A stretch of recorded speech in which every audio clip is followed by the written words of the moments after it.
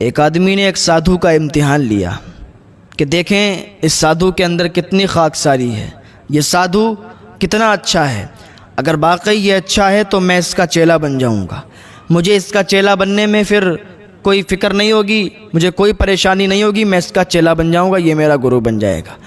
وہ آیا دوڑتا ہوا اور اس کی کٹیا کے اندر گیا اور جانے کے بعد کہنے لگا، مہاراج تھوڑی سی آگ دے دیجئے۔ اس نے کہا آگ ہمارے یہاں نہیں ہے، ہماری کٹیا میں آگ نہیں ہے۔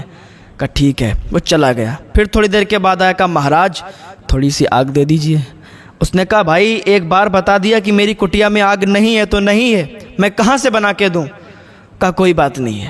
پھر چلا گیا کیونکہ یہ تو آزما رہا تھا سادھو کو۔ کہا مہاراج تھوڑی سی آگ دے دیجئے۔ سادھو صاحب غصہ ہو گئے، غضبناک ہو گئے، کیا بار بار کی رٹ لگائے، ارے یار بتا دیا کہ میری کٹیا میں کوئی آگ نہیں ہے۔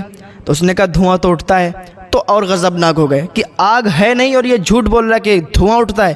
اندر گئے، ڈنڈا لائے اور ڈنڈا لا کے جیسے ہی اس کو مارنا چاہا تو اس نے کہا سنیے، میں آپ کا چیلا بننے کے لیے آیا تھا اور میں آپ کا امتحان لے رہا تھا۔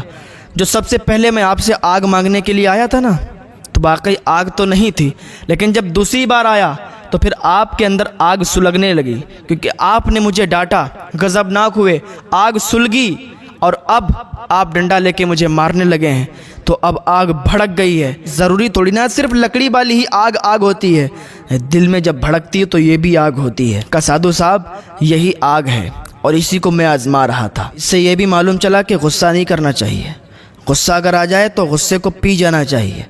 بہت سے گھر برباد ہو چکے ہیں غصے کی حالت میں، بہت سے گھر برباد ہو جاتے ہیں غصے میں۔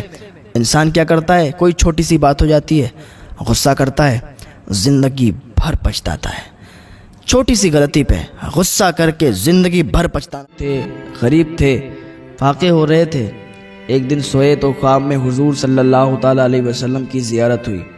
حضور صلی اللہ تعالیٰ علیہ وسلم نے فرمایا کہ جاؤ ایک مجوسی کے ہاں چلے جانا اور وہ تمہیں 20 دینار دے گا۔ کہا ٹھیک ہے یا رسول اللہ صلی اللہ تعالیٰ علیہ وسلم۔ صبح بیدار ہوئے تو بیدار ہونے کے بعد سوچنے لگے کہ اگر ہم مجوسی کے یہاں گئے تو پھر وہ مجھ سے پوچھے گا، کوئی نشانی مانگے گا تو کیا دیں گے، اسی وجہ سے یہ پھر گئے نہیں اور رات کا ٹائم ہو گیا، یعنی پورا دن گزر گیا۔ شام کو پھر سوئے، جب شام کو سوئے تو پھر حضور صلی اللہ تعالیٰ علیہ وسلم ان کے خواب میں تشریف لائے اور کہا فکر نہ کرو، اس کے پاس بس تم جانا اور جا کے کہنا مجھے 20 دینار دے دو۔ میرے خواب میں حضور صلی اللہ تعالیٰ علیہ وسلم تشریف لائے اور انہوں نے مجھ سے کہا کہ ان کے ہاں جائے، اور بزرگ نے کہا ٹھیک ہے حضور میں جاؤں گا کل۔ جیسے ہی صبح ہوئی تو بہت ہی خوش اور خوشی خوشی میں وہ اس مجوسی کے یہاں گئے۔ جانے کے بعد کیا دیکھا، وہ دروازے پر کھڑا ہوا ہے۔ بزرگ نے کہا کہ مجھے 20 دینار دے دو، میرے خواب میں حضور صلی اللہ تعالیٰ علیہ وسلم تشریف لائے اور انہوں نے یہ مجھ سے کہا، اسی لیے میں تمہارے پاس آیا۔ اس مجوسی نے کہا ٹھیک ہے یہ 20 دینار لے جاؤ۔ کہ میں تمہارے لیے ہی کھڑا تھا، میں یہاں اسی لیے کھڑا تھا کیونکہ میرے خواب میں بھی ایک بزرگ آئے تھے اور انہوں نے کہا تھا کہ کل تمہارے پاس ایک انسان آئے گا، اس کو 20 دینار دینا ہے، اور آج تم آ گئے اور تم 20 دینار مانگ رہے ہو، تو اس کا مطلب میرا خواب سچا تھا۔ بزرگ نے کہا اچھا یہ بتاؤ تم نے جو خواب میں دیکھا اس کا حلیہ کیسا تھا؟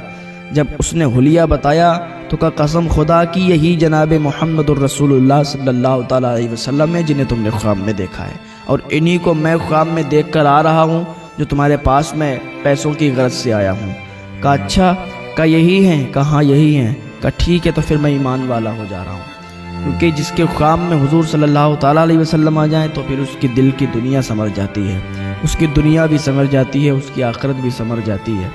ہاں تو کاش ہمارے بھی خواب میں حضور صلی اللہ تعالیٰ علیہ وسلم آئیں، ہمارے